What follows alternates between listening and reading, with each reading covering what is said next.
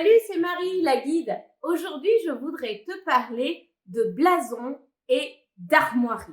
Mon idée, c'est de te donner des trucs et astuces et du vocabulaire pour pouvoir te la raconter un petit peu. Alors, premier truc pour se la péter. Souvent, à tort, les gens appellent ces images des blasons. Alors, il y en a partout. On en trouve à l'entrée de l'école, peut-être, sur la façade de la mairie de la ville où tu habites. On en trouve sur les plaques d'immatriculation des voitures, tout ce qui est mobilier urbain, tu sais, les plaques d'égout, les poubelles, les lampadaires, et même sur le paquet de saucisses que j'ai acheté au supermarché. Alors, je te disais, à tort, on appelle ça des blasons. C'est une erreur que font très souvent les adultes. Je compte sur toi pour corriger ça.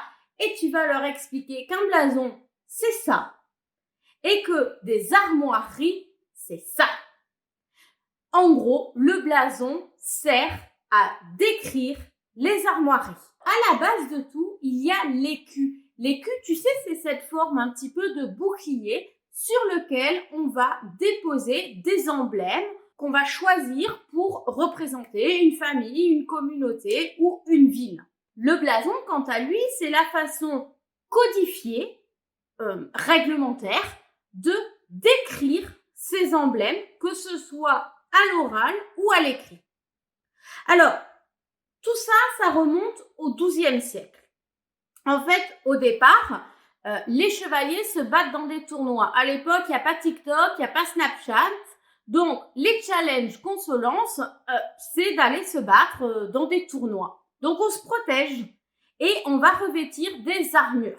Sauf qu'un jour, ça pose un problème puisque cette armure ne permet pas de reconnaître le chevalier qui est à l'intérieur. Donc, à la fin, on ne sait même plus si on tape sur un copain ou sur un ennemi. Il va donc falloir inventer un code couleur pour pouvoir se reconnaître de l'extérieur. Et c'est là qu'on invente les armoiries. Pour décrire ces armoiries, on va inventer une science qui va avec, qui s'appelle l'héraldique. L'héraldique, ça vient du nom de héros. Le héros, en quelque sorte, on va dire que c'est l'ambassadeur du chevalier. Lui, il vient pas se battre, lui, il vient pour discuter. Pendant les tournois, c'est lui qui va annoncer les couleurs du chevalier. Alors, si je récapitule, à la base, on a l'écu, cette forme de bouclier. On va mettre une couleur dessus, enfin on dit pas couleur, on dit émaux.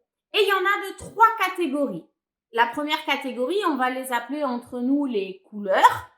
On a donc de gueule, ça tu peux le dire, aucun problème, c'est pas un gros mot, c'est pour dire rouge. D'azur pour le bleu. De sinople pour le vert. De sable pour le noir.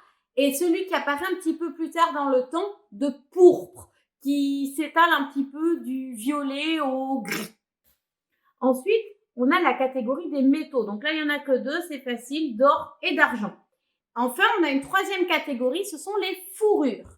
Les 2 principales, ce sont vert et hermine. Et elles ont des variantes, contre vert, contre hermine. Enfin là, ça serait vraiment trop compliqué de rentrer dans les détails pour une vidéo. Il y a des règles de base. On ne superpose jamais une couleur sur une couleur, un métal sur un métal ou une fourrure sur une fourrure. Après, comme tu le sais, à toute règle, il y a des exceptions, mais enfin là, elles restent quand même très rares. Alors, si tu veux te la péter un petit peu et puis t'illustrer en blasonnement, eh ben ça s'apprend. Le vocabulaire, les règles, on dit qu'il fallait 7 ans pour devenir un bon héros, un expert en blasonnement. Alors pour commencer, tu vas apprendre qu'il y a 5 parties dans l'écu. On appelle ça les points de l'écu. Donc en haut, on a le chef. Au milieu, on a le cœur et en bas, on a la pointe. Et sur les 2 côtés, ce qu'on appelle les flancs dextre et sénestre. J'attire ton attention sur un détail. Le flanc dextre n'est pas à ta droite, à toi. On parle toujours dans le sens de celui qui tient l'écu, jamais dans le sens de celui qui le regarde. Alors, cet écu, il peut être parti, divisé. Donc, il va y avoir, pareil, des termes spécifiques. Quand il est coupé verticalement, on va dire qu'il est parti. Quand c'est horizontalement, on va dire qu'il est coupé. Quand il est en diagonale, comme ça, on va dire qu'il est tranché. et quand c'est dans l'autre diagonale qu'il est taillé. Et enfin, s'il est découpé en 4, on va dire qu'il est écartelé. Et tiens-toi bien, parce que souvent, les partitions, les lignes de partition, elles vont pas être droites. Elles vont pouvoir être aigrelées, ondées, dentelées. Bon, il y en a encore d'autres, mais bon, ce serait trop long. Ensuite, il y a ce qu'on appelle les pièces. Alors, je te donne juste les principales. Il y a le pal, le sautoir, la bande, la face, le chevron et la bordure. Il y en a encore une certaine quantité, mais une fois de plus, ce serait trop long pour une vidéo. Enfin, on va trouver ce qu'on appelle les meubles. Alors, pas les meubles de la chambre. Les meubles, c'est tout ce qu'on va rajouter comme emblème pour se faire reconnaître par les autres. Donc, ça peut être des animaux, des astres, des formes géométriques ou encore des fleurs. En gros, c'est des trucs un peu classe qui marquent les mémoires et qui font qu'on va se souvenir de toi. Alors, je t'ai sélectionné quelques exemples un petit peu sympas et on va commencer avec les armoiries de la famille Durfort de Duras. Alors, pour blasonner ça, on dit écartelé aux 1 et 4 d'argent à la bande d'azur, aux 2 et 3 de gueule au lion d'argent. Je t'en ai sélectionné un autre que j'aime bien, c'est pas très loin de chez moi, c'est à Jarnac et ce sont les armoiries de la famille Chabot de Jarnac.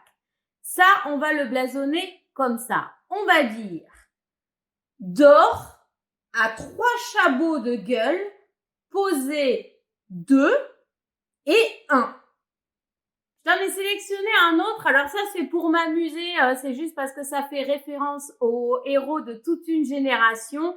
Il n'est pas d'à côté de chez moi, celui-là il nous vient de Haute-Savoie, alors si tu habites en Haute-Savoie, tu l'as peut-être déjà vu. Pour blasonner celui-là, on va dire d'azur au chevron d'or, accompagné en chef de 2 étoiles et en pointe d'un griffon, le tout du même. Voilà. Alors, ça me paraissait intéressant de parler d'emblèmes et d'armoiries à cette époque. C'est un petit peu étrange puisqu'on est toujours obligé de sortir de chez nous avec un masque et que c'est pas toujours facile de se reconnaître les uns les autres à l'extérieur. Et je me suis dit que ça pourrait être super sympa si tu avais envie de t'essayer à la création de tes propres armoiries maintenant que tu as quelques bases. Et si tu veux m'envoyer un scan de ta création, j'en serais vraiment ravie. Sur ce, j'espère que ça t'a fait plaisir de t'initier au blasonnement. Et puis moi, je te dis à bientôt!